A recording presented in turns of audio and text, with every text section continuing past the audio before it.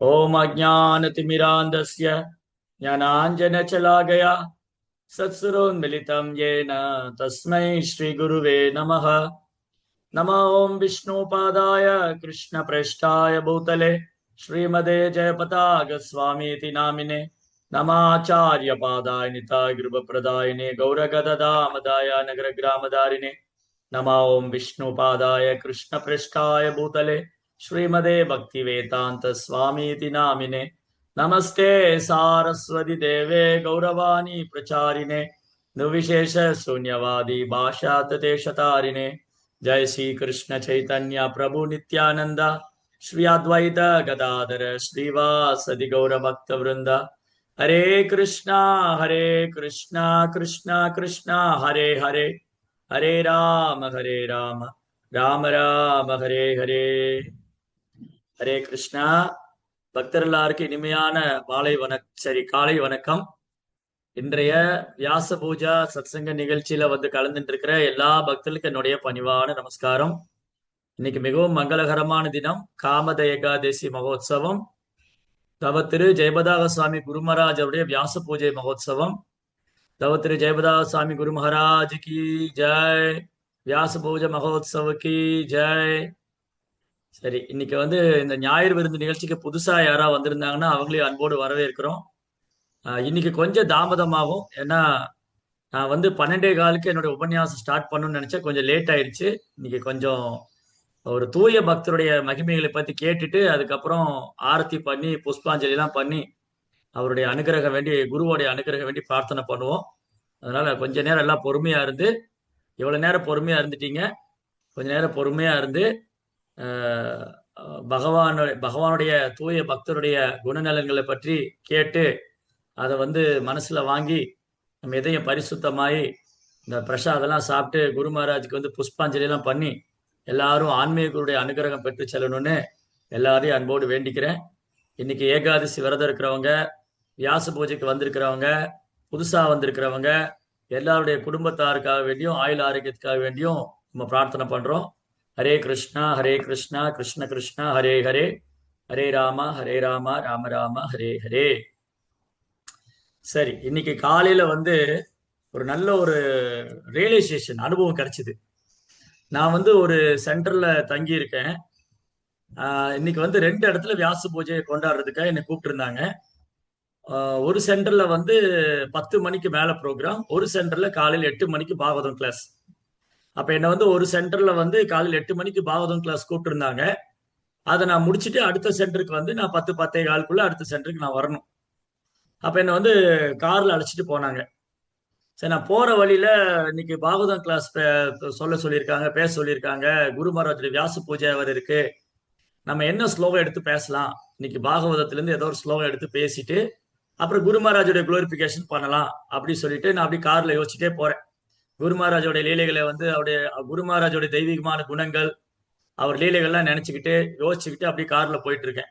அப்ப எனக்கு வந்து மனசுல ஒரு ஸ்லோகம் பட்டுது. பாகவதத்துல முதல் ஸ்கந்தத்துல 2ஆம் அத்தியாயத்துல ஒரு ஸ்லோகம் இருக்கு. அந்த ஸ்லோகம் என் மனசுல பட்டுச்சு. அந்த ஸ்லோகம் என்னன்னா, சுஷ்ருஷ்ரோ ஸ்ரத்ததானஸ்ய வாசுதேவ கதாருச்சி சயன் மகத் சேவையா விப்ரா புண்ணிய தீர்த்த நிஷேவனாத். இந்த ஸ்லோகத்துடைய அர்த்தம், பொருள் விளக்கம் என்னன்னு சொன்னா, மொழிபெயர்ப்பு, சுஷ்ருஷ்ரோ ஸ்ரத்ததானஸ்ய. சுஷ்ருஷானா கேட்கிறது, ஸ்ரவணம் கேட்கிறது. சுஷ்ருஷ்ரோ ஸ்ரத்ததானஸ்ய, ஸ்ரத்தான நம்பிக்கை, ஸ்ரத்தானா நம்பிக்கை. வாசுதேவ கதாருச்சி, பகவான் வாசுதேவருடைய கதையில எப்ப நமக்கு ருச்சி வரும், எப்ப அந்த லீலைகள்ல நம்பிக்கை வரும் அப்படின்னு சொன்னா, இந்த பாகவதத்துல 2 லைன் இருக்கு இந்த ஸ்லோகத்துல. 2ஆம் அத்தியாயம், முதல் ஸ்கந்தம் 2ஆம் அத்தியாயம் 16வது ஸ்லோகம். 16வது ஸ்லோகம், சுச்சுஷோ சத்ததானஸ்ய வாசுதேவ கதாருச்சி ஷயன் மகத் சேவையா விப்ரா புண்ணிய தீர்த்த நிஷேவனாத். அது முதல் வரியில என்ன சொல்லியிருக்கு அப்படின்னா, வாசுதேவருடைய கதையில நமக்கு ருச்சி வரணும், பகவான் லீலைகள்ல நமக்கு வந்து நம்பிக்கை வரணும்னு சொன்னா, ஷாயன் மகத் சேவையா 2வது வரியில தூய பக்தர்களுக்கு சேவை செய்யறது மூலமா, அவங்க அனுகிரகம், அவங்க கருணையை பெறுவது மூலமா நமக்கு பகவானுடைய லீலைகளை கேட்பதில் நம்பிக்கையும் ருச்சியும் ஏற்படும்னு சொல்லியிருக்கு. சரி, இந்த ஸ்லோகம் ரொம்ப நல்லா இருக்கு, இந்த ஸ்லோகத்தை பேசிடலாம். இது ரொம்ப அழகா வந்து ஒரு தூய பக்தனுக்கு சேவை பண்றதுனால, எப்ப நம்ம ஒரு தூய பக்தனுக்கு சேவை பண்றோமோ அப்பதான் நமக்கு வாசுதேவர் மேல நம்பிக்கையும், வாசுதேவருடைய லீலைகள்ல, கிருஷ்ணருடைய லீலைகள்ல, பகவான் கிருஷ்ணருடைய லீலைகள்ல நம்பிக்கையும், அப்புறம் அந்த லீலைகளை கேட்கறது, கதையை கேட்கறது ருச்சி ஏற்படும். ரொம்ப நல்லா இருக்கு அப்படின்னு சொல்லிட்டு இந்த ஸ்லோகத்தை தான் நான் வந்து பேசலாம்னு சொல்லி செலக்ட் பண்ணி வச்சிருந்தேன். அங்க போய் நான் வியாசாசனில் உட்கார்ந்த உடனே என் கையில பாகவதம் முதல் ஸ்கந்தம் புக்கு கொடுத்தாங்க. நான் அந்த புக்கை வாங்கி இப்படி திறந்த உடனே இன்னொரு ஸ்லோகம் என் கண்ணுல பட்டுச்சு. இந்த ஸ்லோகத்தை படிச்ச உடனே இன்னும் ஒரு படி மேல கூட சொல்லியிருந்தது.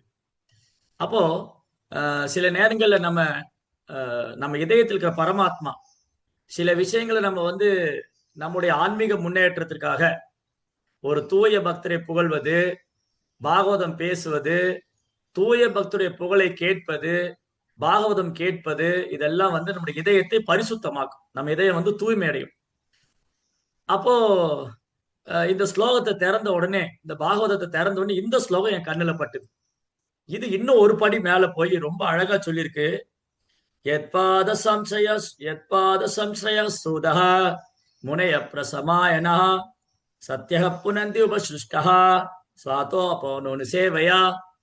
இது வந்து ஸ்ரீமத் பாகவதம் 1ஆம் ஸ்கந்தம் 1வது அத்தியாயம் 15வது ஸ்லோகம். நான் வந்து பேசலாம்னு நினைச்சிட்டு இருந்தது முதல் ஸ்கந்தம் 2ஆம் அத்தியாயம் 16வது ஸ்லோகம். ஆனா புத்தகத்தை திறந்த உடனே எனக்கு கண்ணில் கிடைச்ச, எனக்கு கையில பட்ட ஸ்லோகம் வந்து இந்த ஸ்லோகம் தான். யத்பாத சம்சய சூதக முனைய பிரசமானயா சத்யக புனந்தி உபசுத்த ஸ்வாதோ அர்ப்போனு சேவையா. இந்த ஸ்லோகத்தோட அர்த்தம் என்னன்னா, ஓ சூத கோஸ்வாமியே, பகவானின் தாமரை பாதங்களில் பூர்ணமாக புகலிடம் கொண்டவர்களான, பகவானின் தாமரை பாதங்களில் பூர்ணமான புகலிடம் கொண்டவர்களான அந்த சிறந்த முனிவர்களால் தங்களுடன் தொடர்பு கொள்பவர்களை உடனே புனிதப்படுத்தி விட முடியும். ஆனால் கங்கை நீரோ தொடர்ந்து உபயோகத்துக்கு பிறகுதான் புனிதமடைய செய்கிறது. அப்போ ஸ்ரீமத் பாகவதத்துல எல்லா ஸ்லோகமும் முக்கியமானது. அதுலயும் குறிப்பா பாகவதம் 1ஆம் ஸ்கந்தம் 2வது அத்தியாயத்திற்கு ஸ்லோகங்கள் எல்லாம் முக்கியமானது. இப்போ இந்த முக்கியமான ஸ்லோகங்கள்ல இந்த ஸ்லோகம் ரொம்ப முக்கியமானதாக இருக்கு. முதல் ஸ்கந்தம் 1 அத்தியாயம் 15வது ஸ்லோகம். இதுல என்ன சொல்லியிருக்குன்னா, பகவானுடைய தாமரை திருப்பாதத்தின் கங்கா நீர் வருது, கங்கா தீர்த்தம், பதித பாவனி, 3 உலகத்தையும் தூய்மை செய்யறவங்க. ஆனா அந்த கங்கை நதியில நம்ம போய் குளிச்சா கூட உடனே தூய்மை அடைய மாட்டோம். தொடர்ந்து கங்கையில் நீராட வேண்டும். தொடர்ந்து ஒருவர் கங்கையில் நீராடினா தான் தூய்மை அடைவாங்க. ஆனா ஒரு தூய பக்தரை, பரிசுத்தமான ஆத்மாவை, ஒரு தூய பக்தரை, ஆச்சாரியனை, ஆன்மீக குருவை சந்தித்த மாத்திரத்துல, அந்த தூய பக்தரை சந்தித்த மாத்திரத்துல உடனே நம்ம தூய்மை அடைந்து விடுவோம். உடனே நம்மளை புனிதப்படுத்திக்க முடியும். அப்போ இது எவ்வளவு அழகான ஒரு ஸ்லோகம். ஏன் இந்த தூய பக்தருக்கு அவ்வளவு சக்தி? கங்கை நீர் பகவானுடைய தாமரை திருப்பாதத்திலிருந்து வருது. அது தொடர்ந்து நீராடுவதால் நம்மளை தூய்மை செய்யும். ஆனா தூய பக்தருடைய ஒரு மகிமை என்னன்னு சொன்னா, அவங்க எப்பவுமே தன் இதயத்துல பகவானை தாங்கி கொண்டிருக்கிற பகவானுடைய தாமரை திருப்பாதம். ஒரு தூய பக்தர் எங்கெல்லாம் போறாரோ, யாரெல்லாம் சந்திக்கிறாரோ, குருமார்கள், ஆச்சாரியர்கள், இவங்கெல்லாம் வந்து பகவானை தன் இதயத்துல தாங்கிட்டு இருக்கிறதுனால அவங்க எப்பவுமே பகவானுடைய தாமரை திருப்பாதத்தை பூர்ணமா அடைக்கலம் கொண்டிருக்கிறதுனால அவங்க வந்து உடனே நம்மளை விடுவிக்கும், நம்மளை வந்து புனிதப்படுத்திட முடியும். அதனால ரொம்ப அழகா வியாச பூஜை அன்னைக்கு இந்த மாதிரி ஒரு ஸ்லோகம், ஒரு தூய பக்தருடைய மகிமை, அவரது குணநலன்கள், அவரது தெய்வீகமான குணங்கள், அவரது செயல்கள், அவரது பிறப்பு, இதையெல்லாம் பாராட்டுவது எவ்வளவு தூய்மைப்படுத்தக்கூடியது. நம்மை போல இந்த பௌதிக வாழ்க்கையில, கட்டுண்ட வாழ்க்கையில, பந்தப்பட்ட வாழ்க்கையில வீழ்ந்த ஆன்மாக்களை விடுவிக்கிறதுக்காக அவங்க வந்திருக்காங்க. அப்போ பகவான் இருந்து பல்வேறு தத்துவங்கள் வெளிப்படுகின்றன. பகவான் கிருஷ்ணர் இருந்து பல்வேறு தத்துவங்கள். பகவானுடைய விஷ்ணு தத்துவம், ராமர், நரசிங்கர், வராகர், இவங்கெல்லாம் விஷ்ணு தத்துவம், கிருஷ்ணர் வரக்கூடிய விஷ்ணு தத்துவம். அதுக்கப்புறம் ஜீவ தத்துவம், பிரம்மதேவர்ல இருந்து ஆரம்பிச்சு பிரம்மதேவர், மற்ற பிற தேவர்கள், அப்புறம் ஜீவாத்மாக்கள், நம்ம மனுஷங்க, எவ்வளவு உயிரினங்கள் இருக்கு இல்லையா, இதெல்லாம் ஜீவ தத்துவம்.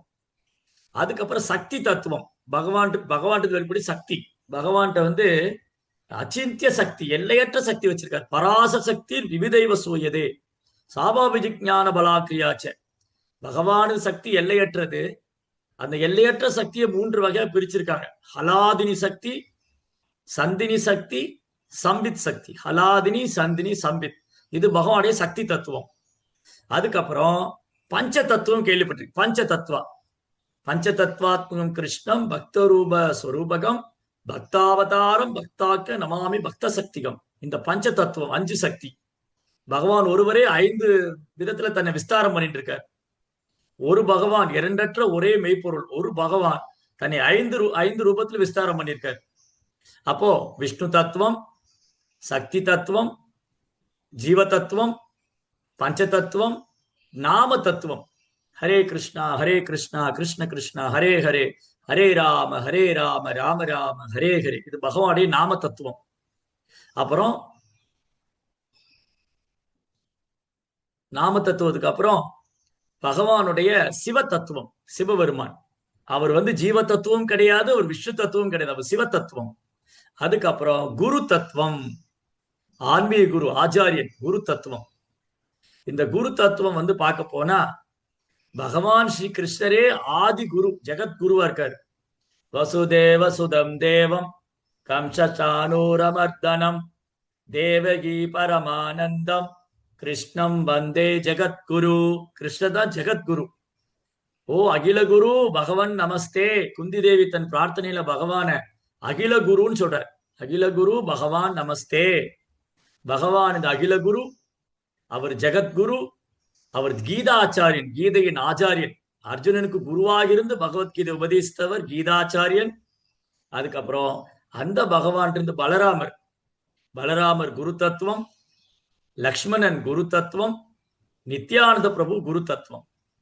அப்ப ஆன்மீக குருவானவர் வியாசருடைய பிரதிநிதியா இருக்கார். இப்ப வியாசதேவர் குரு தத்துவம். வியாசதேவர், வியாசாய வியாசரூபாய விஷ்ணுவே பிரப விஷ்ணுவே. பகவான் கிருஷ்ணர் தான் சத்தியாவேஷ அவதாரமாக வியாசதேவராக தோன்றினார். அப்ப வியாசதேவர் குரு தத்துவம். அதனால ஆன்மீக குருவானவர் வியாசருடைய பிரதிநிதியா இருக்கார். அதனாலதான் ஆன்மீக குரு வியாசருடைய பிரதிநிதியா இருக்கிறதுனால அவருடைய தோன்றிய தினத்தை, ஆன்மீக குரு தோன்றிய தினத்தை வந்து வியாச பூஜா, வியாச பூஜான்னு கொண்டாடுறோம். ஆன்மீக குரு தோன்றிய தினத்தை வந்து நம்ம என்ன கொண்டாடுறோம்? வியாச பூஜா. அப்போ இந்த சம்பிரதாயம், நம்முடைய சம்பிரதாயம் பிரம்ம மாத்வ கௌடிய வைஷ்ணவ சம்பிரதாயம். இந்த சம்பிரதாயத்துல மிக அழகான அற்புதமான ஆச்சாரியர்கள்லாம் தோன்றியிருக்காங்க. இந்த பூமியிலையும் பகவான் பல்வேறு அவதாரங்கள் செய்து கொண்டே இருக்கிறார். அவர் யுகந்தோறும் அவதரிச்சிட்டு இருக்கார். இந்த கட்டுண்ட ஆத்மாக்களை, நம்மை போல வீழ்ந்த ஆத்மாக்கள், பந்தப்பட்ட ஆத்மாக்கள், அறியாமல் உழண்டு கொண்டிருக்கிற இந்த கட்டுண்ட ஆத்மாக்களை விடுவிக்கிறதுக்காக பகவான் யுகந்தோறும் அவதரிக்கிறார். சில நேரம் அவர் நேர்ல வர்றாரு, சில நேரம் அவர் தன்னால் சக்தி அளிக்கப்பட்ட அவதாரங்கள், சத்தியாவேஷ அவதாரங்கள் அமைச்சு வைக்கிறார். சிலப்ப தன்னுடைய ஆன்மீக உலகத்துல நித்தியமாக சேவை பண்ணக்கூடிய அந்த நித்திய சித்தர்கள், தூய பக்தர்கள் அமைச்சு வைக்கிறார். இப்போ பகவான் எப்போதுமே ஜீவன்கள் மேல கருணை உள்ளவராகவே இருக்க. எப்படியாவது ஜீவாத்மாவை தன்னிடம் அழைத்து விட வேண்டும், தன்னிடம் அழைத்து வர வேண்டும். இந்த பௌதிக உலகத்துல ஜடைக்கின் முக்கோணத்தினால கட்டுண்டு நிற்கிற இந்த கட்டுண்ட ஆத்மாவை இந்த பௌதிக வாழ்க்கையிலிருந்து விடுவிக்கணும், பந்தப்பட்ட வாழ்க்கையிலிருந்து விடுவிக்கணும், அறியாமிலிருந்து விடுவிக்கணும்னு பகவான் யுகந்தோறும் அவதரிக்கிறார். அப்படி அவர் யுகந்தோறும் வரும்போது அவரு எண்ணற்ற லீலைகள் செய்து ஜீவன்களை கவர்ற. அதுக்கப்புறம் அவர் தன்னுடைய தூய பக்தர்கள் அனுப்பிச்சு வைக்கிறார். இப்படி நம்முடைய சம்பிரதாயத்துல பகவான் கிருஷ்ணரே சைதன்ய மகாபிரபு அவதாரம் செய்தார். சைதன்ய மகாபிரபு அவர் அவருடைய சைதன்ய மகாபிரபு தன் போதனைகளை 6 கோசாமிகளுக்கு நேரடியாக வழங்கினார். 6 கோஸ்வாமிகள். இந்த கோசாமிகள் காலத்துல பெரும் சவால் இருந்தது கிருஷ்ண பக்தியை பிரச்சாரம் செய்வது. மாயாவாதிகள், அருவவாதிகள், பிரம்மவாதிகள், பேரளவான ஜாதி கோஸ்வாமிகள் இந்த மாதிரிலாம் இருந்தாங்க. ஸ்மார்த்த பிராமணர்கள், இவங்க மத்தியில ரூப கோசாமி தனது தன்னுடைய எழுத்துக்கள் மூலமாக ரூப கோசாமி சாஸ்திரங்களுக்கு விளக்கம் கொடுத்து சைதன்ய மகாபிரபு போதனைகளை பிரச்சாரம் செய்தார். விருந்தாவனத்துல தங்கி இருந்து 4 முக்கியமான சேவைகளை வந்து கோசாமிகளுக்கு பகவான் கொடுத்திருந்தார் சைத்தன்ய மகாபிரபு. பிருந்தாவனத்துல பகவான் லீலை செய்த இடங்களை கண்டுபிடிக்க வேண்டும். அப்புறம் அங்க கோயில்கள் கட்டி வரக்கூடிய அடியார்கள் பக்தர்கள்லாம் சேவை செய்வதற்கு அற்புதமான ஒரு சூழ்நிலை ஏற்படுத்த வேண்டும். பக்தியின் சாஸ்திரங்கள் விஞ்ஞானத்தை எடுத்துரைக்க வேண்டும். அதன்படி வாழ்ந்து காமிக்க வேண்டும். அதுக்கப்புறம் இந்த கோசாமிகளுடைய காலத்துல பாத்தீங்கன்னா பெரும் பண்டிதர்கள் அவங்க எல்லாம். ரூப கோசாமி, சனாதன் கோசாமி பெரிய பிராமண குலத்துல பிறந்தவங்க. அந்த காலத்திலேயே நவாப் ஹுசேன் ஷாட்ட ஆயிரக்கணக்கான பொற்காசுகளை சபலமா வாங்கிட்டு இருந்தவங்க. ரகுநாத் தாஸ் கோசாமி பெரிய ஜமீன்தார் குடும்பத்துல பிறந்தவர். ஒட்டுமொத்த சொத்துக்கு ஒரே வாரிசு. அவங்க அப்பா கோவர்தன் மஜ்ரும்தார், சித்தப்பா இரண்ய மஜ்ரும்தார். 2 பேரும் பெரும் செல்வந்தர்கள். அந்த மாதிரி ஒரு செல்வந்தர் குடும்பத்துல பிறந்த ரகுநாத் தாஸ் கோசாமி தன்னுடைய அரண்மனை வாழ்க்கை, அழகான மனைவி, அன்பான பெற்றோர் இவங்களெல்லாம் விட்டு சைதன்ய மகாபுரி சேவைதான் எனக்கு பிரதானம்னு சொல்லி அவரு சன்னியாசம் எடுத்துக்கிட்ட. இந்த மாதிரி கோசாமிகள் காலத்துல அவங்க வந்து சைத்தன்ய மகாபுரு தன்னுடைய வாழ்க்கையை அர்ப்பணித்து சேவை செய்தாங்க. அதுக்கப்புறம் கோசாமிகள் காலத்துக்கு அப்புறம் மிகச்சிறந்த 3 ஆச்சாரியர்கள், நரோத்தமதாஸ் தாக்கூர், ஷியாமானந்த பண்டிதர், ஸ்ரீனிவாஸ் ஆச்சாரியர். இவங்க காலத்திலயும் பிரச்சாரத்துக்கு சவால் இருந்தது. இந்த வைணவர்களை வந்து தாழ்ந்தவரா கருதுறவங்க, பிறப்பால் பிராமணனே உயர்ந்தவர் என்று நினைக்கிறவங்க, இந்த மாதிரி உள்ள காலத்துல கூட அவங்க தங்களுடைய பிரச்சாரத்தினால எந்த ஒரு பாகுபாடு இல்லாம உயர்ந்தவன், தாழ்ந்தவன், ஏழை, பணக்காரன், உள்ளவன், இல்லாதவன், எந்த ஒரு பாரபட்சம் இல்லாம கிருஷ்ண பக்தியை பிரச்சாரம் செய்தாங்க. அவங்க காலத்துக்கு அப்புறம் வந்து விஸ்வநாத சக்கரவர்த்தி தாக்கூர், இந்த சம்பிரதாயத்தோட பிரதான ஆச்சாரியர் விஸ்வநாத் சக்கரவர்த்தி தாக்கூர். விஸ்வநாத் சக்கரவர்த்தி தாக்கூர், விஸ்வநாத் என்றால் அகிலத்தின் ஆதாரமான இந்த அகிலத்தை தாங்கி கொண்டிருக்கிற பகவானுடைய பக்தி தொண்டை வந்து பக்தர்கள் குலாம். சக்கரவர்த்தி, சக்கரா மீன்ஸ் சர்க்கிள், சக்கரானா சக்கரம், சர்க்கிள். பக்தர்கள் குலாமை விரிவுபடுத்தி பக்தர்கள் மத்தியில சைதன்ய மகாபுரிய போதனைகளை எடுத்துரைத்து, ரூபகோசாமியுடைய போதனைகளை எடுத்துரைத்து அதை வெகு சிறப்பாக செய்தவர் விஸ்வநாத் சக்கரவர்த்தி தாக்கூர். இந்த சம்பிரதாயத்துடைய ஒரு பிரதான ஆச்சாரியராக திகழ்ந்தவர். அவருடைய காலத்துலதான் பலதேவ் வித்யாபூஷன் ஒரு ஆச்சாரியர், அவர் காலத்துல பகவானே வந்து கோவிந்த பாஷ்யம் கொடுத்தார் இந்த கௌடிய சம்பிரதாயத்தை. இது அதிகாரப்பூர்வமான சம்பிரதாயம். இந்த சம்பிரதாயம் அதிகாரப்பூர்வமானது என்று நிலைநாட்டியவர் வந்து பலதேவ் வித்யாபூஷணர். அப்புறம் அவர் காலத்துக்கு அப்புறம் கொஞ்சம் சம்பிரதாயத்துல ஒரு 200 ஆண்டுகளுக்கு முன்பாக கௌடிய வைஷ்ணவர் சொன்னாலே ஏமாத்துக்காரங்க, வயிற்று பிழைப்புக்காக இவங்க பக்தி செய்யறவங்க, வெளி தோற்றத்துல வைஷ்ணவர் மாதிரி வந்து உடை அணிஞ்சிருப்பாங்க, உள்ளுக்குள்ள பாவகரமான காரியங்களை செய்வாங்க அப்படின்னு இந்த சம்பிரதாயத்துக்கு ஒரு பெரும் அவமானத்தை ஏற்படுத்தி விட்டார்கள் போலி சாதுக்கள்லாம். போலியான சம்பிரதாயங்கள் ஒரு 200 ஆண்டுகளுக்கு முன்பாக, ஏறக்குறைய ஒரு 200 ஆண்டுகளுக்கு முன்பாக கௌடிய வைணவர் என்றால் மிகவும் கேவலமாக பார்க்கக்கூடிய ஒரு சூழ்நிலை உருவாக்கி விட்டார்கள். போலியான இந்த சைதன்ய மகாபிரபுவை நான் பின்பற்றுகிறேன் என்று கூறிக்கொண்டு போலியான நபர்கள். அந்த மாதிரி ஒரு 14 போலி சம்பிரதாயங்கள், அப்பசம்பிரதாயம் இருந்தது. அவுலா, பவுலா, சகிபகி, ஜாதி கோசானி, ஸ்மார்த்தா, சகஜியா, கௌரங்க நகரி, இந்த மாதிரி ஒரு 14 அப்பசம்பிரதாயம். இவங்க வந்து சமுதாயத்துல பெரும் குழப்பத்தை விளைவித்து சைதன்ய மகாபுரி போதனைக்கு எதிராக செயல்பட்டு, ரூபகோசாமியும் சனாதன் கோசாமி, அந்த கோசாமிகளுடைய ரூபகோசாமியுடைய போதனைக்கு எதிராக செயல்பட்டு சம்பிரதாயத்துக்கு அவமானத்தை ஏற்படுத்தி விட்டார்கள். அந்த நேரத்துல பகவான் சைத்தன்ய மகாபிரபு பக்தி வினோத் தாக்கூர் இந்த பூமிக்கு அமைச்சார். பக்தி வினோத் தாக்கூரர் கௌர சக்தி சொரூபாய, சைதன்ய மகாபிரபு சக்தி அளிக்கப்பட்டவர், ரூபகோசாமியின் உண்மையான போதனைகளை பிரச்சாரம் செய்தவர். அவர் வந்து வங்காளம் முழுவதும் சுற்றுப்பயணம் செய்து, வங்காளம், ஒரிசா, குறிப்பா வங்காளம் முழுவதும் சுற்றுப்பயணம் செய்து அவர் வந்து எண்ணற்ற நாமகாட்டா மையங்களை நிறுவி சைதன்ய மகாபுரிய அவதார ஸ்தலத்தை கண்டுபிடித்து அங்க ஒரு அழகான கோயில் கட்டினார். ஆனா அவர் என்ன ஆசைப்பட்டாரு, அவர் வந்து அவருடைய வீடு வந்து சுரபி காஞ்சிங்கிற இடத்துல இருக்கு. நவதீப் தாமத்துல கோத்ரும் தீப்னு ஒரு இடம். நவதீப்னா 9 தீவு, அதுல கோத்ரும் தீப்னு ஒரு இடம். அங்கதான் பக்தி வினோத் தாக்கூருடைய வீடு. கங்கைக்கு இந்த கரையில உட்கார்ந்துட்டு ஒரு நாள் பக்தி வினோத் தாக்கூரா அவர் ஒரு ஒரு அற்புதமான ஒரு விஷன், அவருடைய தொலைநோக்கு பார்வை எப்படி இருந்ததுன்னா, அவர் விஷன் எப்படி இருந்ததுன்னா, இன்னும் சில காலங்கள்ல, இன்னும் கொஞ்ச நாள்ல இந்த நவதீப் தாமத்துல அமெரிக்கர்கள், ஐரோப்பியர்கள், ரஷ்யர்கள், ஜெர்மனியர்கள், மலேசியர்கள் எல்லாம் நாம சங்கீர்த்தனம் பண்ணிட்டு போவாங்க. அப்ப அந்த காலத்துல விமானம் கிடையாது, ட்ரெயினோட வசதி கிடையாது, ஃபிளைட்டோ ட்ரெயினோ எல்லாம் கிடையாது. ஆனா அவருடைய தொலைநோக்கு பார்வை எப்படி இருந்ததுன்னா, இந்த நவதீபத்துல எல்லாரும் மேற்கத்திய நாட்டுக்காரங்க எல்லாம் நாம சங்கீர்த்தனம் பண்ணுவாங்கன்னு இருந்து. ஆனா அவருடைய காலத்துல இந்த பெரும் சவால் இருந்தது. கிருஷ்ண பக்தியை பிரச்சாரம் செய்வதற்கு இந்த போலி சம்பிரதாயங்களை விரட்டி அடித்து ரூபகோசாமியுடைய உண்மையான போதனைகளை பிரச்சாரம் செய்தார் தாக்கூர் பக்தி வினோத். அவர் பகவான்கிட்ட பிரார்த்தனை பண்ணாரு, இது பத்தாது, எனக்கு ஒரு குழந்தை கொடுங்க, அது முழுக்க முழுக்க உங்க சக்தியின் சொரூபமா இருக்கணும். அந்த குழந்தை வந்து இந்த பாரதம் முழுதும் கிருஷ்ண பக்தியை பிரச்சாரம் பண்ணணும். அப்படி பிறந்த குழந்தைதான் சில பக்தி சித்தாந்த சாரஸ்வதி தாக்கூர். பக்தி சித்தாந்த சாரஸ்வதி தாக்கூர் பாரதம் முழுவதும் சுற்றுப்பயணம் செய்து 64 கௌடிய மடங்களை நிறுவனர். தன்னுடைய சீடர்களை அவர் காலத்திலே வெளிநாட்டுக்கு அமிச்சு, மேற்கத்திய நாட்டுக்கு அமிச்சு கிருஷ்ண பக்தியை மேற்கத்திய நாட்டிலும் பிரச்சாரம் செய்யணும், சைதன்ய மாவுடைய போதனைகள் மேற்கத்திய நாட்டுக்கு கொண்டு போய் செலுத்த வேண்டும். இதுதான் அவருடைய தந்தையும் ஆச்சாரியருமான தாக்கூர் பக்திவினோருடைய கனவு. தன் தந்தையும் ஆச்சாரியருமான பக்தி வினோத் தாக்கூருடைய கனவை நிறைவேற்றுவதற்காக சில பக்தி சித்தாந்த சரஸ்வதி தாக்கூர் முயற்சி செய்தார்.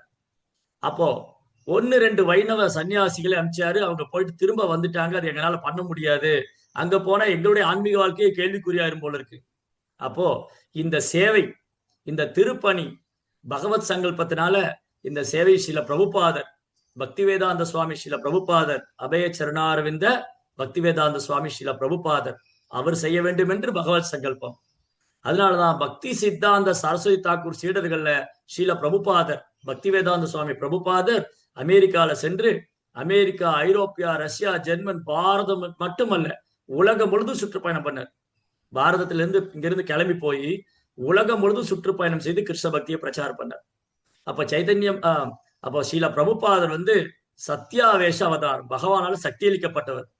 இந்த யுகத்துக்கான கலியுகத்துக்கான நாரத முனிவர். ஸ்ரீல பிரபுபாதர் சைதன்ய மாப்ர சக்தி அளிக்கப்பட்டவர், ஆசீர்வதிக்கப்பட்டவர். சைதன்ய மாப்புடைய போதனைகளை, ரூபகோசாமியுடைய போதனைகளை, பாகவத தர்மத்தை உலகெங்கும் பறைசாற்றியவர் சில பிரபுபாதர். அவர் வந்து சைதன்ய மகாப்புடைய சேனாதிபதி பக்தா. சைதன்ய மகாப்புடைய இயக்கத்துல, இந்த சம்பிரதாயத்துல ஒரு பெரும் சேனாதிபதியாக திகழ்ந்தவர். அப்ப அந்த ஆர்மியில பிரபுபாதுடைய ஆர்மி, பிரபுபாடைய ஆர்மி, அவருடைய படையில அவருடைய சீடர்கள், இப்ப இருக்கிற குருமார்கள், ஆகச் சிறந்த தூய பக்தர்கள். இப்போ நமக்கு வந்து ஒரு விஷயம் மனசுல தோணலாம், அடடா 500 ஆண்டுக்கு முன்னாடி தானே சைதன்ய மகாபுரு வந்துட்டு போனாரு, அவர் கூட நான் அவரை தரிசனம் பண்ண முடியலையே. சமீபம் தான் 500 ஆண்டுகள் தான் இருக்கு சைதன்ய மகாபுரு வந்துட்டு போய், அவரை நம்மளால பார்க்க முடியல. சரி, ஸ்ரீல பிரபுபாதர் சில வருஷங்கள் தான் ஆச்சு ஸ்ரீல பிரபுபாதர் மறைந்து, அவரையும் நம்மளால பார்க்க முடியல. ஆனா இன்னைக்கு நம்ம எல்லாருக்கும் ஒரு பாக்கியம் இருக்கு. பிரபுபாவுடைய சீடர்கள், குருமார்கள், தூய பக்தர்கள் இந்த பூமியில இருக்காங்க. அப்ப அத்தகைய தூய பக்தர்களை சந்திப்பது, அவங்கள வந்து தரிசனம் பண்றது, அவங்ககிட்ட இருந்து பகவானை பற்றி கேட்பது, அவருக்கு சேவை செய்து நாம செஞ்ச பாக்கியம். அப்போ நம்ம ஒரு விதத்துல வந்து ரொம்ப அதிர்ஷ்டம் பண்ணிருக்கோம், ரொம்ப பாக்கியம் பண்ணிருக்கோம். பிரபுபாதுடைய சீடர்கள் வாழ்ந்த காலத்துல நாமளும் வாழ்ந்துட்டு இருக்கோங்கிற ஒரு பாக்கியம். பிரபுபாதருடைய சீடர்கள் வாழ்ந்து கொண்டிருக்கிற காலத்துல நாமளும் இருக்கோம். இனி ஒரு காலம் இருக்கும், அப்ப பிரபுபாடி சீடர்கள் இருக்க மாட்டாங்க. ஆல்ரெடி இப்ப எல்லாருமே ஏறக்குறைய எல்லாம் 70 வயதுக்கு மேல ஆயிட்டாங்க. அப்போ அந்த பிரபுபாடைய சீடர்களுடைய ஆர்மியில தவ திரு ஜெயபதாசாமி குருமராஜ் அவர்கள் மிக மூத்த பிரபுபாடைய மூத்த சீடரும் மூத்த சன்னியாசியும் ஆகச்சிறந்த தூய பக்தரும் ஆவார். இன்னைக்கு வந்து அவருடைய வியாச பூஜை, அவர் தோன்றிய தினம். ரொம்ப அழகான குணங்கள் ஜெயபதாசன் குருமராஜ்ட, நம்ம குருமராஜ்ட அற்புதமான தெய்வீகமான குணங்கள், அவருடைய மகிமைகள், இது வந்து எல்லையற்றது. எப்படி அனந்த தேவரால மகாபுருடைய லீலைகளை சொல்லி வர்ணிக்க முடியாதோ, அது மாதிரி ஒரு தூய பக்துடைய தெய்வீகமான குணங்களை சொல்லி வர்ணிக்க முடியாது, அது எல்லையற்றது. ஏன்னா இன்னைக்கும் அவர் வந்து அற்புதமான அதிசயங்களும் அற்புதம் லீலைகளையும் பண்ணிட்டு தான் இருக்காரு. அதனால இன்னைக்கு ஆன்மீக குருவுடைய அந்த வியாச பூஜை அன்னைக்கு அவரை பற்றி கேட்பது நாம செஞ்ச பாக்கியம். 1949ஆம் ஆண்டு 9ஆம் தேதி ஏப்ரல் மாதம் 9ஆம் தேதி 1949ஆம் ஆண்டு மிக மங்களகரமான தினம் காமத ஏகாதசி. அன்றைக்குதான் அவர் இந்த பூமியில் தோன்றினார்.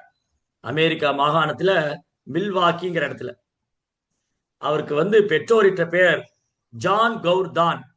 பாருங்க, இந்த கவுர் தான், கவுர் தான் அப்படின்னு சொன்னா கௌரங்கரை தானம் தருபவர். பாருங்க, பேர்லயே பிறப்புலயே. அப்போ இவரது பிறப்பு பகவத் சங்கல்பம், பகவானுடைய அனுகிரகம்.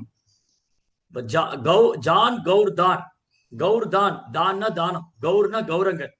கௌரங்க மகாபுவை தானம் கொடுப்பதற்காகவே தோன்றியிருக்கிறார் இவர் ஆச்சாரியர், இந்த குரு மகாராஜ் அவர்கள். அப்போ ஒரு கட்டத்துல சில பிரபுபாதர்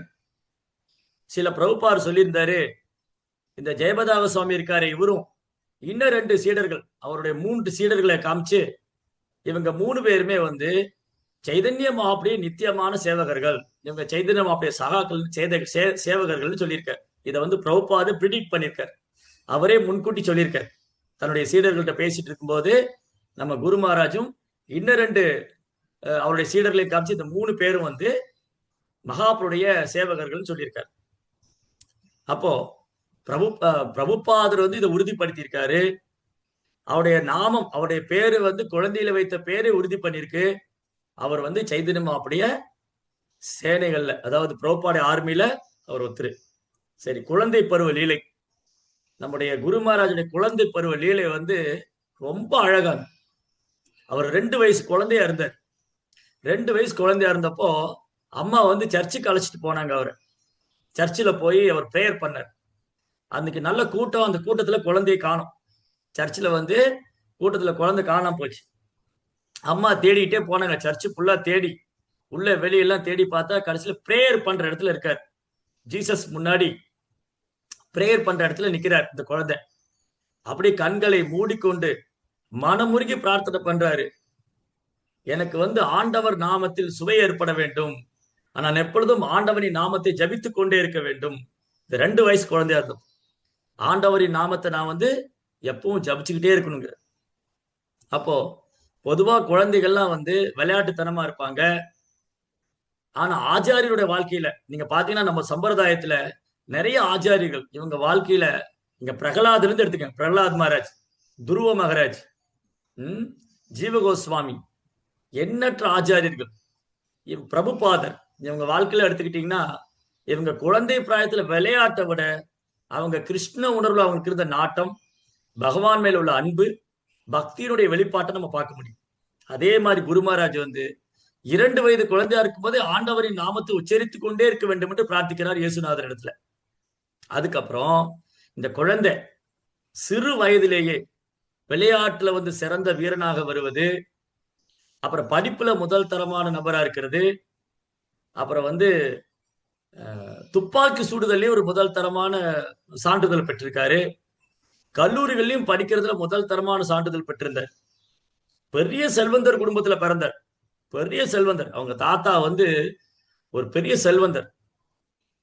அப்போ அந்த செல்வந்தர் குடும்பத்துல பிறந்தா அவருக்கு காலேஜ்ல சொல்றாங்க, நீங்க நல்லா படிக்கிறீங்க, முதல் தரமான மாணவரா இருக்கீங்க, நாங்க உங்களுக்கு ஸ்காலர்ஷிப் கொடுத்துட்றோம், நீங்க பணம் கட்ட வேண்டாம். அவங்க இன்னும் 10 பேர் 10 20 மாணவர்களுக்கு கூட அவரால் எண்ணற்ற மாணவர்களை அவங்களால படிக்க வைக்க முடியும். அவங்க குடும்பத்தாருனால எண்ணற்ற மாணவர்களை படிக்க வைக்க முடியும். ஆனா இவருடைய திறமையில வியந்த அந்த கல்லூரி நிறுவனம் சொன்னாங்க, அந்த யூனிவர்சிட்டி பல்கலைக்கழகத்துல, நாங்க இந்த பையனுக்கு ஸ்காலர்ஷிப் கொடுக்குறோம், இவர் பணம் கட்ட வேண்டாம். அந்த மாதிரி நிறைய விஷயங்கள் அவருடைய குழந்தை பிராயத்துல பார்க்கலாம். சிறு வயதுல இருந்து ஆன்மீக தேடுதல். ஒரு 14 வயசு இருக்கும். அப்ப என்ன பண்ணாரு, அந்த 14 வயசுல அவர் புத்த தத்துவத்தை ஆராய்கிறார். புத்தருடைய தத்துவம் என்ன, ஏன் புத்தர் சாதுவாக மாறினார், அவருடைய கொள்கை என்ன, இதையெல்லாம் ஆராய்ந்து தெரிந்து கொள்றார். அப்புறம் இந்த பைபிள் என்ன சொல்லியிருக்கு, சாதுக்கள்லாம் என்ன தவ வாழ்க்கை வாழ்றாங்க, இதை பற்றிய ஆன்மீக தேடுதல். ஒரு 16 வயசு இருக்கும். 16 வயசு இருக்கும்போது இவருக்கு தோல் வியாதி வந்தது. தோல் எல்லாம் கொப்பளம் கொப்பளமா கட்டி கட்டியா வந்துருச்சு. அப்போ அவங்க தாத்தா யதார்த்தமா சொன்னாரு, நீங்க இறைவன் நாமத்தை சொல்லு, நீ ஆண்டவன் நாமத்தை சொல்ல உன் தோல் வியாதி சரும வியாதி குணமாயிரும். இவர் என்ன பண்ணார், நம்பிக்கையோடு ஆண்டவன் நாமத்தை உச்சரிக்கிறார், நம்பிக்கையோடு இறைவன் நாமத்தை சொல்றார். அப்ப என்ன ஆச்சு, அந்த வியாதி குணமாச்சு.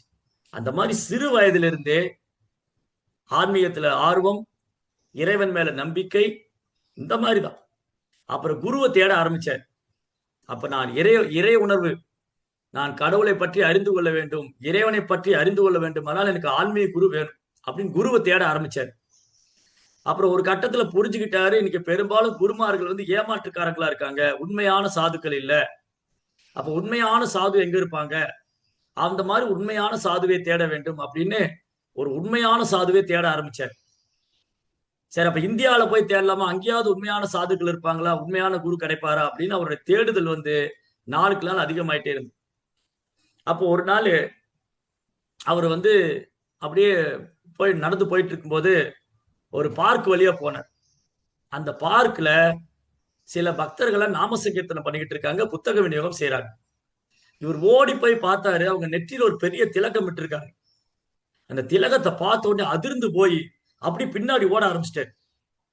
பின்னாடி ஓடி போய் கொஞ்ச தூரம் போயிட்டு, நான் காண்பது கனவா நினைவா, இங்க என்ன சுத்தி என்ன நடக்குது?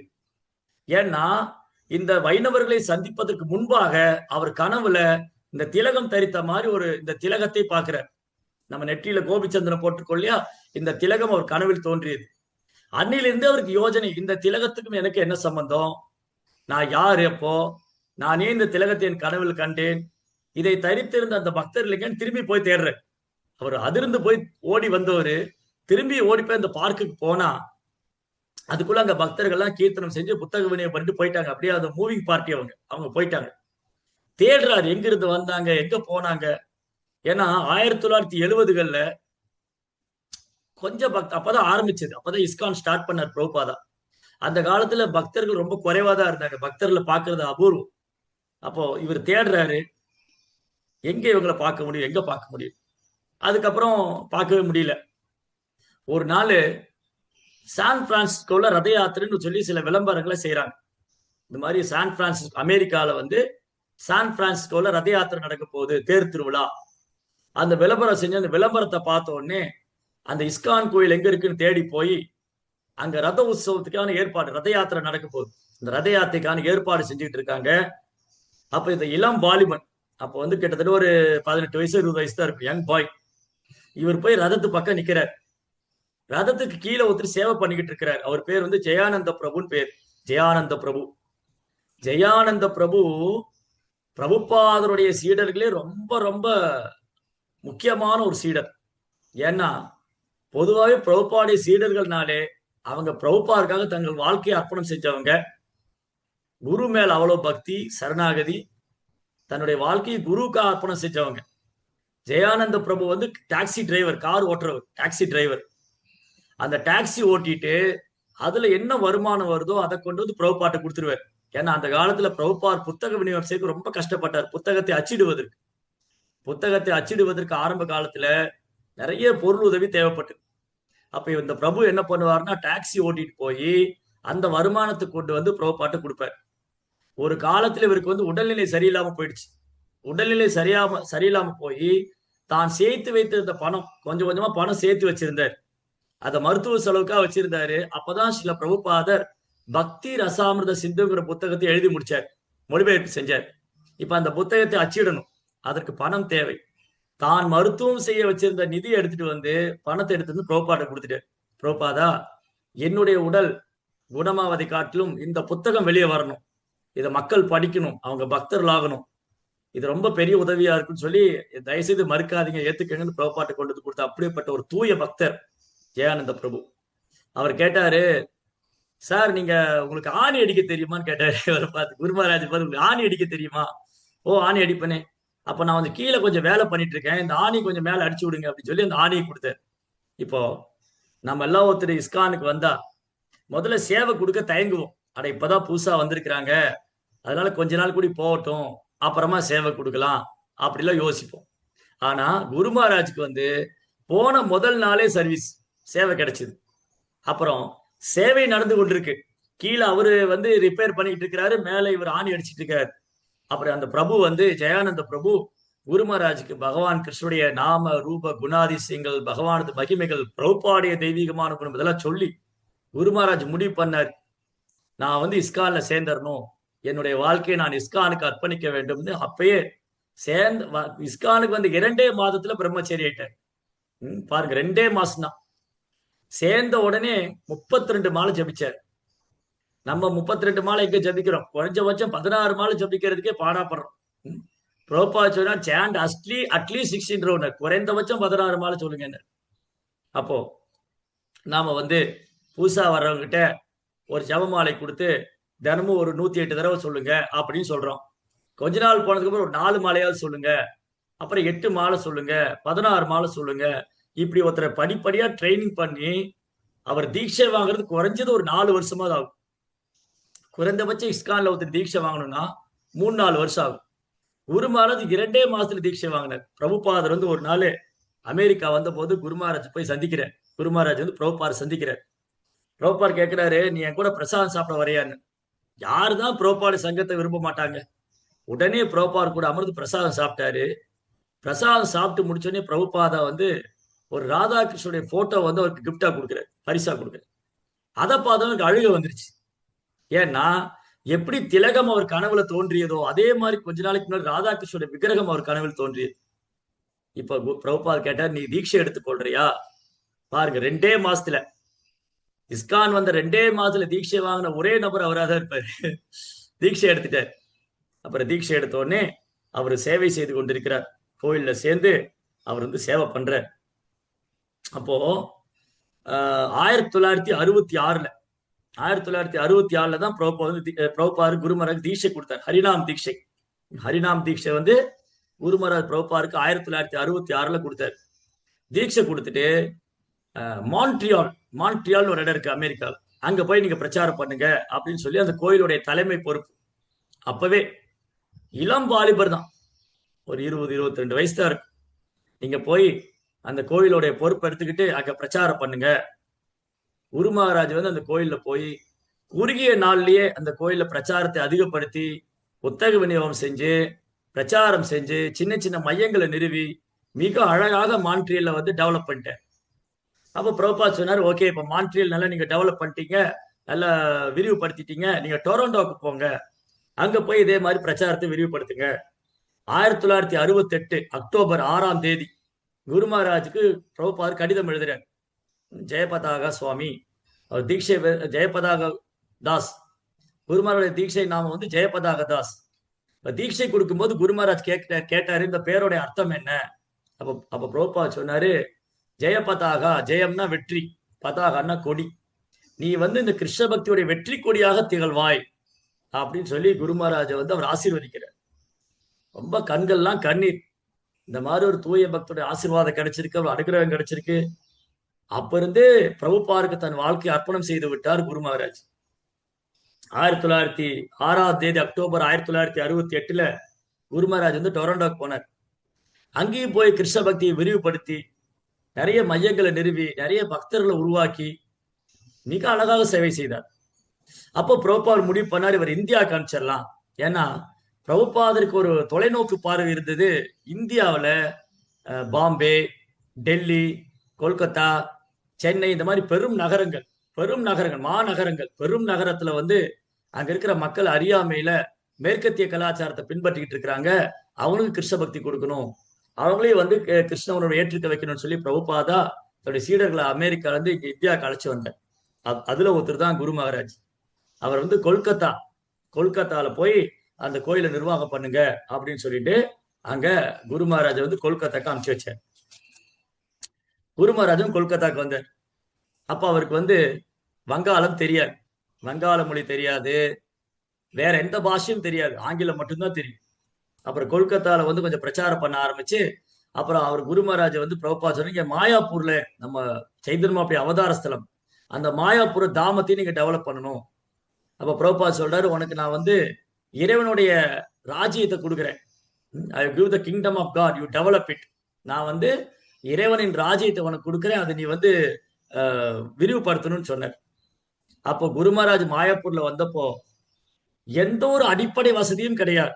குரு மகாராஜும் சின்ன இன்னும் சில பிரபுபாடி சீடர்கள், குரு மகாராஜ் கூட இன்னும் பிரபுபாடி சீடர்கள் கொஞ்சம் பேர் வந்திருந்தாங்க.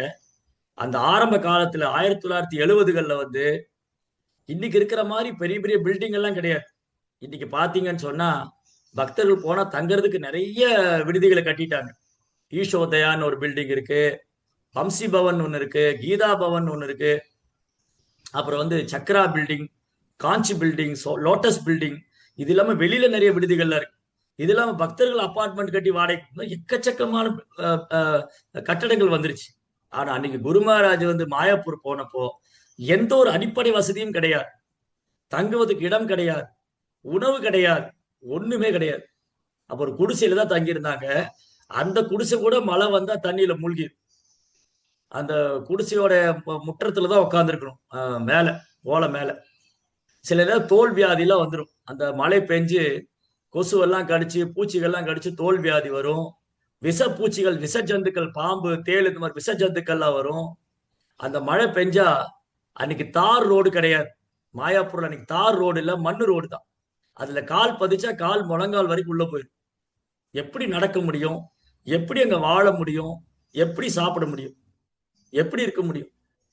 இந்த அமெரிக்கால இருந்து வந்த சீடர்கள்லாம் வெளிநாட்டை சேர்ந்தவங்க, ரொம்ப லக்ஸரியான வாழ்க்கை வாழ்ந்தவங்க. பாத்தீங்கன்னா நான் சொன்ன மாதிரி ரகுநாதாஸ் கோசாமி மாதிரி ஒரு பெரிய செல்வந்தர் குடும்பத்துல பிறந்த ஒரு குரு மகாராஜ். ஆனா பிரபுபாதுடைய சேவைக்காக அதையெல்லாம் துறந்து, தன்னுடைய அந்த ராஜ வாழ்க்கையில துறந்து அவரு இந்த சேவையை ஏத்துக்கிட்டார். இந்த சேவையை ஏத்துக்கிட்டு அவர் தன்னை முழுமையா அர்ப்பணிச்சுக்கிட்டார், முழுமையா அர்ப்பணிச்சுக்கிட்டார். மற்ற சீடர்லாம் கூட கொஞ்ச நாள்ல அவங்களுக்கு கொஞ்சம் கஷ்டமா இருந்தது, என்ன தோல் வியாதியெல்லாம் வருதே அப்படின்னு. அப்போ ஒரு நாள் பிரபுபாதர் வந்து மாயாப்பூர் வந்தப்போ அவங்க எல்லாம் வந்து சொன்னாங்க, பிரபுபாதா எங்களால் இங்க இருக்க முடியல, எங்களுக்கு தோல் வியாதி வருது, எங்களுக்கு வந்து உடம்புல வந்து வியாதிகள் வருது, இங்க வந்து எங்களால இருக்க முடியல. அப்ப பிரபுபாதர் கேட்டா, நீங்க தூய்மை அடைய வேண்டாமான்னு கேட்டார். உடனே அவங்க அதெல்லாம் பொறுத்துக்கிட்டு சேவையில் ஈடுபட்டாங்க. அந்த மாதிரி பிரபுபாதற்காக தங்கள் வாழ்க்கையை அர்ப்பணித்தவர் அவங்க சீடர்கள்லாம். அப்புறம் 1970 பிரபுபாதா வந்து மாயாப்பூர்ல சில சீடர்களுக்கு சன்னியாச தீட்சை கொடுத்தார். அப்போ குரு மகாராஜ் கேட்டு, நீ சன்னியாசம் எடுத்துக்கிறியான்னு. பாருங்க, சேர்ந்த 2 வருடத்துல சன்னியாசம். சன்னியாசம். பிரபுபாதர் வந்து குருமாருடைய சன்னியாசியிடர்கள மூத்த சன்னியாசி. ராதாஷ்டமி 1970 12ஆம் தேதி, சாரி 1970 ராதாஷ்டமி அன்னைக்கு வந்து சில சன்னியாசம் எடுத்துக்கணும். குரு மகாராஜ் சன்னியாசம் எடுத்துக்கிட்டாரு. அவர் பிரபுபாவுடைய 12வது சன்னியாச சீடர். இந்த மாதிரி எக்கச்சக்க சிறப்புகள் அவர். அப்புறம் பிரபுபாதாவுடைய சேவைக்காக வேண்டி தன் வாழ்க்கையை அர்ப்பணித்து எண்ணற்ற சேவை மாயாப்பூர் தாமத்துல. அந்த தாமத்தை விரிவுபடுத்த வேண்டும், வரக்கூடிய பக்தர்கள் தங்குவதற்கான வசதிகளை ஏற்படுத்த வேண்டும், அப்புறம் அந்த கங்கையை கடப்பதற்கு அழகான ஒரு படகு செய்ய வேண்டும். நித்தாய் பாத கமலர் ஒரு அழகான படகு செய்தார். பிரசாத விநியோகம், மாயாப்பூர்ல கங்கை வந்து கங்கை பிளட் வரும், அதாவது கங்கையில வெள்ளப்பெருக்கு வரும். அப்ப வீடுகள்லாம் அடிச்சு போய் ஜனங்கள்லாம் வந்து சாப்பிட இடம், தங்க இடம் இல்லாம, சாப்பாடு இல்லாம கஷ்டப்படுவாங்க. அப்ப குரு மகாராஜ் பர்சனலா போட்டு எடுத்துட்டு போய் அவங்களுக்கெல்லாம் கிச்சடி பிரசாதம் பண்ணி பிரசாத விநியோகம் செய்வார். அப்புறம் ஆதி காலத்துல மாயாப்பூர்ல நிதி வசதி கிடையாது. அப்ப குரு மகாராஜ் வயல்ல வேலை பார்த்தார். வயல்ல வேலை பார்த்து புதிய யுத்திகள்லாம் கண்டுபிடிச்சு விவசாயத்துல சிறப்பா செஞ்சார். என்னடா அமெரிக்கால இருந்து ஒரு சாது வந்து இங்க விவசாயம் பண்றாரு மக்கள்லாம் பார்க்க வர, அவங்களுக்கு விவசாயம் கற்றுக் கொடுக்க, அந்த வங்காள மொழி சேர்ந்த அந்த மக்கள் எல்லாம் வந்து குரு மகாராஜ் ரொம்ப நெருக்கமானாங்க. அவங்க வங்காள மொழி கத்துக் கொடுத்தாங்க. குரு மகாராஜ் அவங்ககிட்ட பெங்கால் கத்துக்கிட்டாரு, அவங்களுக்கு இவர் வந்து விவசாயம் கத்துக் கொடுத்தாரு. இந்த மாதிரி அவர் வந்து வெகு சீக்கிரத்துல பெங்கால் கத்துக்கிட்டார். ரசிகா பிரபு சொன்ன மாதிரி அவருக்கு வந்து இந்தியன் சிட்டிசன்ஷிப் வேணும். பிரபுபா சொன்னாரு, குரு மகாராஜ் நீங்க வந்து இந்திய குடியுரிமை பெற வேண்டும், இங்க இருந்து நீ பிரச்சாரம் பண்ண இந்தியாவுடைய சிட்டிசன்ஷிப் ஆகணும். ஒரு நாட்டுடைய குடியுரிமை வாங்குறது அவ்வளவு எளிமையான காரியம் அல்ல. அப்போ பெங்கால்ல குரு மகாராஜுக்கு நிறைய மக்களுடைய ஆதரவு. இந்த சாது வந்து எங்களுக்கு வந்து எவ்வளவு உதவி செய்யறாரு, எங்களுக்கு வெள்ளம் பெருக்கு வரும்போது பிரசாதம் கொண்டு வந்து கொடுக்குறாரு, எங்கிட்ட ரொம்ப அன்பா நடந்துக்கிறாரு, இவருடைய சங்கம் எங்களுக்கு வேணும்னு சொல்லி எல்லா மக்களும் அரசாங்கத்துக்கு வந்து சிபாரிசு செய்யறாங்க, இவருக்கு குடியுரிமை கொடுங்க. அப்படி வாஜ்பாய் காலத்துல இவருக்கு குடியுரிமை கிடைச்சு, இந்தியன் சிட்டிசன்ஷிப், இந்தியாவில தங்கியிருக்கூடிய குடியுரிமை வழங்கினாங்க அந்த அரசாங்கம். இப்படி குரு மகாராஜா வந்து நம்மளுடைய சீதா மாயாப்பூர்ல தங்கிக்கிட்டு அங்க இருக்கிற எல்லா குடும்பத்தாருக்கும் ஒரு நண்பனை போல, ஒரு சகோதரனை போல, ஒரு நலன் விரும்பிய போல எந்த ஒரு பாகுபாடு இல்லாம எல்லாத்தையும் அன்பாக பாடக்கூடிய ஒரு தூய பக்தர். எண்ணற்ற புத்தகங்களை விநியோகம் செய்வது, பிரசாத விநியோகம் செய்வது, அப்புறம் வந்து இந்த தாமத்துல நிறைய புனித ஸ்தலங்கள்லாம் இருக்கு. அந்த இடத்த எப்படி கோசாமிகள்லாம் விருந்தாவனத்தில் தங்கிட்டு கிருஷ்ண லீலை பண்ண இடங்கள்லாம் வந்து கண்டுபிடிச்சு புதுப்பிச்சு அதை வந்து சௌகரியம் பண்ணாங்க பக்தர்களா வர்றதுக்கு. அதே மாதிரி குரு மகாராஜ் மாயாப்பூர்ல தங்கிட்டு சைதன்ய மாப் லீலை செய்த இடங்கள்லாம் கண்டுபிடிச்சு அந்த இடத்துல வந்து பராமரிப்பு இல்லாம பாதுகாப்பு இல்லாம இருந்ததை வந்து அவர் கண்ட்ரோல், அதை இஸ்கான் கண்ட்ரோல்ல கொண்டு வந்து அதை வந்து பராமரிச்சு பாதுகாத்து எண்ணற்ற பக்தர் இன்னைக்கு போய் சந்திக்கிறாங்க, அந்த இடத்துல தரிசனம் பண்றாங்க, அங்க லீலைகளை கேட்கறாங்கன்னா அது குருமாரோட பெரிய சேவை. சில இடங்கள்ல வந்து இஸ்கானே வாங்கிட்டாங்க, வாங்கிட்டு அதை பராமரிக்கிறாங்க. சில இடங்கள்ல கௌடி வைஷ்ணவ் வச்சிருக்காங்க, அங்க குரு மகாராஜ் போய் அவங்களுக்கு சேவை பண்ணி உதவி செஞ்சு அவங்க நிதி உதவி எல்லாம் பண்ணி அந்த இடத்த வந்து பாதுகாத்து பராமரிச்சு இந்த குருமார்கள் இந்த செயல், இந்த சேவை மனப்பான்மை இஸ்கான்ல உள்ள பக்தர்களுக்கு மட்டும் இல்ல, கௌடிய வைணவர்கள் சாதுக்கள் அவங்க கூட ஜெயபதாக சுவாமி குரு மகாராஜ் அவர்கள் ரொம்ப பிடிக்கும் அவங்களுக்கு. நீங்க வியாச பூஜை அப்ப பாத்தீங்கன்னா நிறைய கௌடிய வைஷ்ணவ சாதுக்கள்லாம் வந்து குரு மகாராஜ புகழ்வாங்க. குருமாரோடைய தெய்வீகமான குணங்கள், அவருடைய அன்பு, அரவணைப்பு, கருணை. தன் சீடர்கள் மட்டும் இல்ல, தன் ஆன்மீக சகோதரர்கள் இடத்துல, தன் சீடர்கள் இடத்துல, கௌடி வைஷ்ணவர்கள் மற்ற குரு சன்னியாசிகள் இடத்துல, மற்ற வைணவர்கள் சாதுக்கள் இடத்துலயும் ஒரு கருணை உள்ளவரும் அன்புள்ளவரும் இருக்கு. இந்த மாதிரி அவருக்கு எதிரியே கிடையாது. எல்லோரையும் அன்பாக பழகி எல்லோரையும் அரவணைத்து இந்த கௌடி வைஷ்ணவ சாதுக்கள் எல்லாம் ஒன்று சேர்த்து பக்தி சித்தாந்தர் விரும்பிய ஒரு அற்புதமான ஒரு சூழ்நிலை அங்கு உருவாக்க வேண்டும்னு வருடம் பக்தி சித்தாந்தருடைய தோன்றிய தினம் மறைவு தினத்துல எல்லா வைணவர்களும் ஒருங்கிணைத்து ஒரு பெரும் திருவிழாவே நடத்திடுவார் குரு மகாராஜ். அதனால அவர் எல்லாருக்கும் ரொம்ப பிடிக்கும். ஒரு கட்டத்துல மாயாப்பூர்ல பொறாமைக்காரங்க கொஞ்சம் பேர் இருந்தாங்க. கொலையர்கள் வந்து கோயில சூறாடுவாங்க, பக்தர்கள் துன்புறுத்ததுக்கு முயற்சி பண்ணுவாங்க. அப்ப குரு மகாராஜ் வந்து அழகாக பக்தர்கள் குழாமை அமைத்து கிருஷ்ணர் குழு, அர்ஜுனர் குழுன்னு குழுவெல்லாம் ஏற்பாடு செஞ்சு இரவு தூங்காம பாதுகாப்பா இருந்து பக்தர்களுக்கு யாரும் தாக்கிடக்கூடாது, பக்தர்கள் காயப்பற்றக்கூடாது, பக்தர்கள் தாக்கப்படக்கூடாது, கோயில் வந்து திருட்டு போகக்கூடாது, கோயில் உள்ள விக்கிரகங்கள் பாதுகாக்கப்படணும்னு கண்ணும் கருத்துமா கவனிச்சுக்கிட்டார். அப்பவே வந்து அரசாங்கத்திட்ட அனுமதி பெற்று துப்பாக்கி வச்சிருந்தார். இவர் தான் துப்பாக்கி சொல்றதுல வந்து எக்ஸ்பர்ட் ஆச்சு இல்லையா? அந்த துப்பாக்கி அனுமதி வாங்கி வச்சிருந்தார். யாராவது பக்தர்களுக்கு துன்புறுத்தினா நாம வந்து அவங்களை தண்டிக்கணும், அவங்களுக்கு தக்க பாடம் போகட்டணும் அப்படின்னு சொல்லி எல்லா விதத்திலையும் பக்தர்களுக்கு பாதுகாப்பாக தாமத்தை பாதுகாத்து அங்குள்ள விக்கிரகங்களை பாதுகாத்து அங்க வந்து எல்லாரும் நல்ல சௌகரியமா சேவை பண்ணணும், எல்லாரும் நிம்மதியா இருக்கணும், எந்த தொந்தரவு இருக்கக்கூடாதுங்கிறதுல ரொம்ப கண்ணும் கருத்துமா இருக்கிறவர் குரு மகாராஜ். பக்தர்களை கவனித்துக் கொள்வதில், அப்புறம் வங்காளம் முழுதும் சுற்றுப்பயணம் செஞ்சு நாமகாட்டா மையங்களை நிறுவி பக்தி விரிஷா பிரச்சாரம் செய்து நிறைய பக்தர்கள் உருவாக்குனர், நிறைய எண்ணற்ற பக்தர்கள். இப்படி குரு மகாராஜா வந்து 1974 சில பிரபுபாதர் வந்து இந்த பக்தி வேதாந்த சுவாமி அறக்கட்டளைன்னு ஒன்று நிறுவனர். அதுல வந்து குரு மகாராஜுக்கு ஒரு தலைமை பொறுப்பு கொடுத்து இப்ப சொன்ன இந்த சேவையெல்லாம் தாமத்தில் உள்ள இடங்களை வந்து பராமரிக்கிறது, பாதுகாக்கிறது, மகாபிரபு லீலை செய்த இடங்களை வந்து கவனித்துக் கொள்வது, பரிக்கிரமா நவதீப் மண்டல் பரிக்கிரமா சைதன்யமா லீலை செய்த இடங்களை எல்லாம் வந்து பாதுகாக்கணும், பராமரிக்கணும், அங்க வரக்கூடிய பக்தர்களுக்கு சேவை செய்ய வேண்டும் என்று எண்ணற்ற சேவைகளை கொடுத்திருக்காரு. அதெல்லாம் குரு மகாராஜ் சீரும் சிறப்பா இன்றும் செய்து கொண்டிருக்கிறார். இதுல என்ன ஒரு ஆச்சரியம் சொன்னா, அதிசயம் ஆச்சரியம். பொதுவா வந்து உடல்நிலை பாதிக்கப்பட்டா சேவை குறைந்து விடும். உடல்நிலை பாதிக்கப்பட்டா சேவை குறைஞ்சு போயிடும், சேவை பண்ண முடியாது, அதுக்கான மனப்பக்குவம் இருக்காது, மனோதைரியம் இருக்காது, உடல் வலிமை இருக்காது.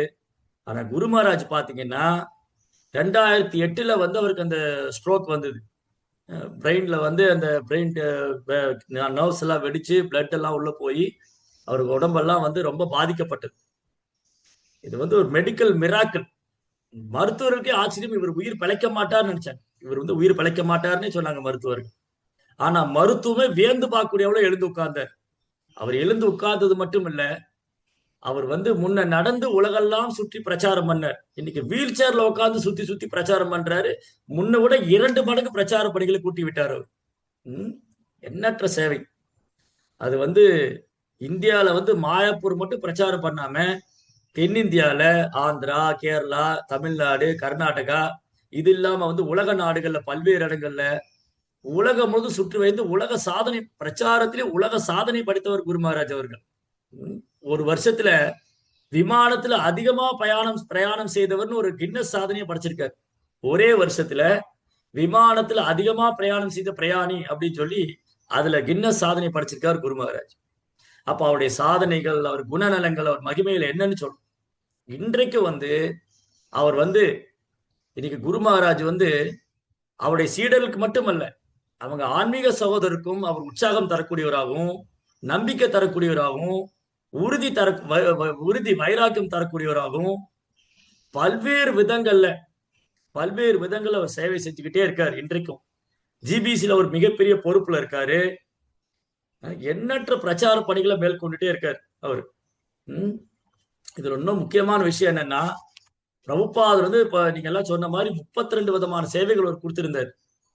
திருவிழாக்கள் நடத்துவது, சம்பிரதாயத்தை விஸ்தாரம் செய்யறது, புத்தக விநியோகம் செய்யறது, இது மாதிரி சீடர்களை ஏற்றுக்கொள்றது, எண்ணற்ற சேவைகள். அதை பாத்தீங்கன்னா இன்னைக்கும் அவர் பண்ணிட்டு இருக்காரு. இந்த டயாலிசிஸ் பண்ணா உடம்பு ரொம்ப சோர்வாயிடும். டயாலிசிஸ் ட்ரீட்மெண்ட் எடுத்தா உடம்பு ரொம்ப சோர்வாயிடும். ஒரு பக்கம் டயாலிசிஸ் ட்ரீட்மெண்ட் எடுத்துட்டு இன்னொரு பக்கம் தீட்சை கொடுத்துட்டு இருப்பாரு, இன்னொரு பக்கம் மீட்டிங் அட்டன் பண்ணிட்டு இருப்பாரு, இன்னொரு பக்கம் பிரச்சாரம் பண்ணிட்டு இருப்பார். மருத்துவமனையில் இருக்கிற டாக்டருக்கு பிரச்சாரம் பண்ணுவார், நர்ஸுக்கு பிரச்சாரம் பண்ணுவார், ஐசியூல இருக்கும்போது பிரச்சாரம் பண்றார். இது மாதிரி அவருடைய குணநலன்கள், அவரது கருணை, அவரது உற்சாகத்தினுடைய அளவு எல்லையற்றது. அவரை பார்த்தாலே உற்சாகம் வரும், அவரை பத்தி கேட்டாலே உற்சாகம் வரும், அவரை நினைத்தாலே உற்சாகத்துடைய சொரூபம் அவர். உற்சாகத்தின் சொரூபம், கிருஷ்ண பக்தியின் நம்பிக்கையின் சொரூபம், வைராகியத்தின் சொரூபம், கருணையின் சொரூபம். இந்த மாதிரி ஒரு குணங்களை அடுக்கிக்கிட்டே போலாம், எல்லையற்ற குணங்கள். அதனால அப்பேற்பட்ட ஒரு தூய பக்தர் அவருடைய குணநலங்களை பாடுவதும் கேட்பதும் அவரை வழிபடுவதும் பெரும் பாக்கியம். நம்ம ஒரு காலத்துல இருக்கிறோம் அப்படிங்கிறதுல பெருமை பண்ணிக்கலாம். அப்போ நம்ம ஒரு காலத்துல இருக்கிறோம், அவருக்கு சேவை பண்றோம், அவருடைய சீடரா இருக்கிறோங்கிறது ரொம்ப பெரிய பாக்கியம். இன்னைக்கு நம்ம பிரார்த்தனை பண்ணிக்கணும் குரு மகாராஜ்கிட்ட. குரு மகாராஜ், எங்களுக்கு நாமத்துல ஹரிநாமத்துல ருச்சி கொடுங்க, நாங்க கிருஷ்ண பக்தியில முன்னேற்ற அடையணும், நாமத்துல ருச்சி வரணும், வைஷ்ணவருக்கு சேவை பண்ணணும், எந்த பக்திட்டையும் குற்றம் காணக்கூடாது, குறை கண்டுபிடிக்க கூடாது, எல்லார்ட்டையும் அன்பா இருக்கணும், எல்லாரும் ஒன்று சேர்ந்து சேவை செய்யணும். இந்த பெரம்பலூர்ல இந்த கோயில் உங்களுடைய சேவைக்காக நாங்க அர்ப்பணிக்கணும், இங்க வரக்கூடிய உங்களுக்கு ஆசீர்வாதம் கிடைக்கணும், உங்க கருணை எல்லாருக்கும் கிடைக்கணும் அப்படின்னு சொல்லி நம்ம கோயில்ல குரு மகாராஜ் எல்லாரும் ஆசீர்வதிக்கணும், அவருடைய கருணை எல்லாரும் கிடைக்கணும்னு சொல்லி பிரார்த்தனை பண்ணுவோம். உங்க எல்லாருக்கும் வியாச பூஜை நல்வாழ்த்துக்கள். நம்ம எல்லாருக்கும் குரு மகாராஜ் ஆசீர்வாதம் கிடைக்கணும்னு பிரார்த்தனை பண்ணுவோம். ஹரே கிருஷ்ணா கிருஷ்ண கிருஷ்ணா ஹரே ஹரே, ஹரே ராம ராம ராம ஹரே ஹரே. जयवदास स्वामी गुरु महाराज व्यास पूजा महोत्सव की जय, श्री गुरु महाराज की जय, गौर प्रेमानंदे। हरे हरे।